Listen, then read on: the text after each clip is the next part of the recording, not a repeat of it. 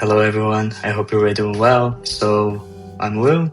Let's Talk Will is back after 4 years without no video, without anything on YouTube. But yeah, it's always a good time to return and always a good time to focus on something that I really enjoy. As you may know, on the past 4 years, a lot of things changed in my life, especially on the way that I work, where I work, and where I live, and everything in between. So when I stopped the channel, I was moving out from Belgium, and I relocated to Australia. So worked in Australia for a couple of years, and last year I decided to return to Portugal after became a father. So yeah, the life changed a lot. The QA and the automation world changed a lot, and I'd like to bring a little bit about what I'm seeing, the things, the things that I'm actually doing, the things that the marketing is requesting for, and I'd like to extend the audience to my colleagues in Australia, in Europe, as well as in India. So the channel is now in English, and I hope you guys will enjoy this new format. I don't have a video maker anymore, so the video will be a little bit basic, but I think the most important part will be the content. So you will be able to understand, you will be able to ask the things, and we'll continue the journey together on Let's Talk About, okay?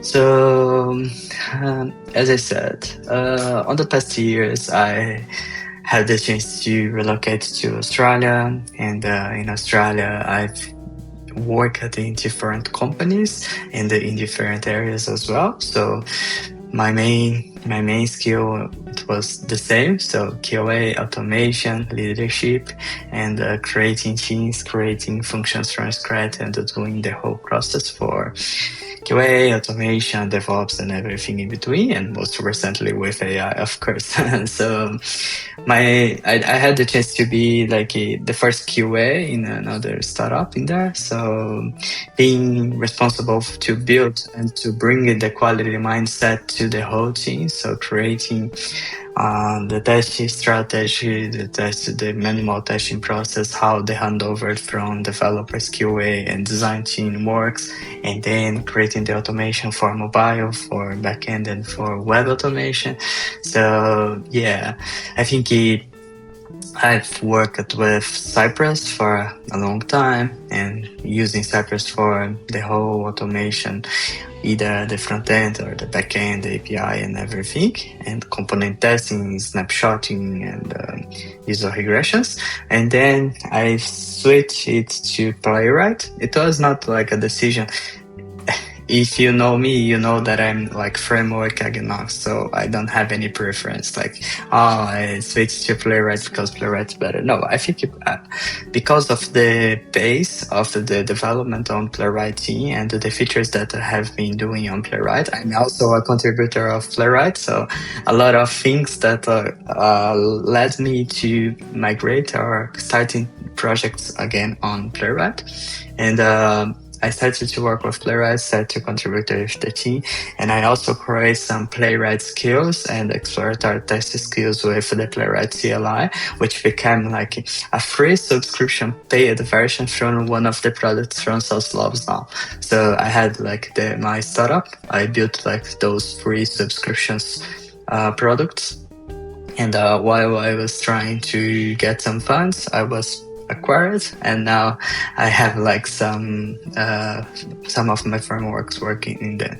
I became Playwright contributor, started to create pull requests on the repo as well, and on my positions I became Playwright mentor and coaching and starting to teach like QA engineers on best practices. But I think like the most important part is like what we can do. If you know the application under test, if you know what you need to test, then the framework is just like, okay, the way that you're gonna do the test. So other than that, in terms of AI. So there are a lot happening now. We have agents, we have test evaluation, evals, test data sets, skills, harness, SDD, and all the things around the AI. And I'm heavily involved on these areas as well. So I'm creating a lot of AI agents related to QA and automation. So putting workflows completely autonomous with AI, with the human eye and review on the top of that, which is great. And I think the market is going to this direction. So we are, I feel like based on the positions that I'm seeing, based on the JDs that I'm seeing, the market is looking for someone who knows what to do. Not necessarily you need to have a big experience on that, but you know what to do. So I think there is a slight transition between the machine learning engineers, the AI engineers, and then the SDETs and QAs that can do AI as well. So there is, it always, it always, how can I say that? You will have always to benchmark the things, right? So if you have a QA as that experience and then you are transition to AI models and so on, you need to learn machine learning and AI systems, like how it is built. It's the same. Like if you work on the back end, microservices architecture, you need to work, like you need to understand AWS, you need to understand Azure, you need to understand the architecture that you have. For me, it's simple, like you cannot be limited to what you are doing or what you are testing. You need to understand the system as a whole. And this is a kind of the mindset that I look for when I'm hiring QAs or SDETs. It's not someone that knows everything about that specific technology or specific stack itself, but knows how to review problems, review solutions, and review systems. So once you know that, you are able to understand how to work like inside that domain or inside that architecture. And I think it makes a lot of difference on the way that you work. So if you want to know more about AI from the things that I'm doing, please drop some comments here, let me know, and the next videos can be more focused on that one. So other than that, I also thinking that the channel can be split in different areas as it was before. I use it to record videos about like the tech market in Portugal, the tech market in Belgium, the positions, the salary, the relocation, the things that you need to know in that country.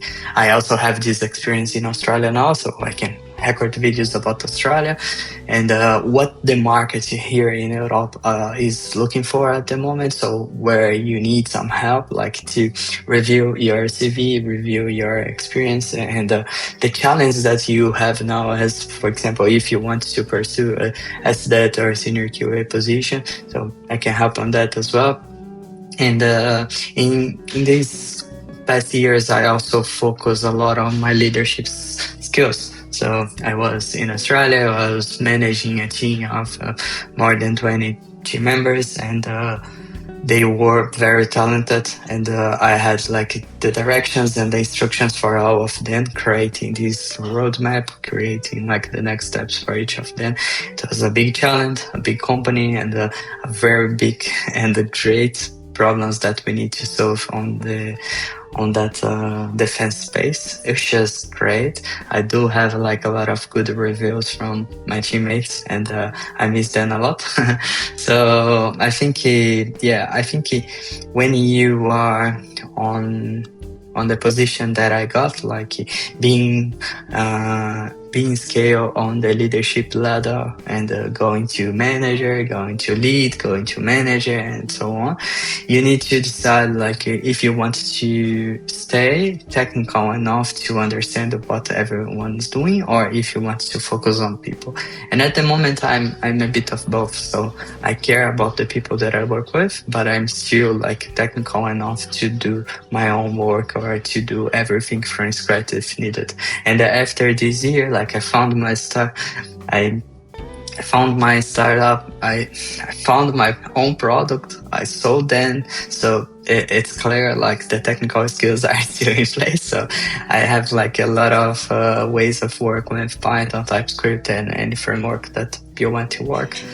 So I think it's a great like balance between both leadership and technical staff positions, let's say architecture positions, where you need to think as a system as a whole. So if you want to know more, if you want to learn about anything that I think, or if you want me to share anything about these topics, please drop a comment and share the video, reach out for more people, and we can review it together. So I think that's it. So I'm still planning how to manage the channel, how to creating these frequencies for the videos and the uploads. But I feel like the most important part is all the topics that I will talk now are related to what my audience is asking for. So if you ask test automation, I will speak more about test automation. If you ask AI, I will speak more AI. If you ask about the interviews, process, salaries, and so on, I will talk about that. Okay. So please drop a comment, then drop your like, and let's like keep going with this channel. Let's return the channel in a good way. And I hope I can help you out on your goals, on achieve your next steps. I already help more than 100 or 200 QAs to relocate from anywhere to work remotely for companies across the whole globe. I worked across the whole globe, so I hope I can help you as much as I can with this channel and with all the rest of the videos that I already did. So this is my way of giving back to the community, giving back to the people what I already did on my whole career. Okay, so let's talk who's back. I'm back, and let's do that. Have a nice one. Catch up soon. Bye bye.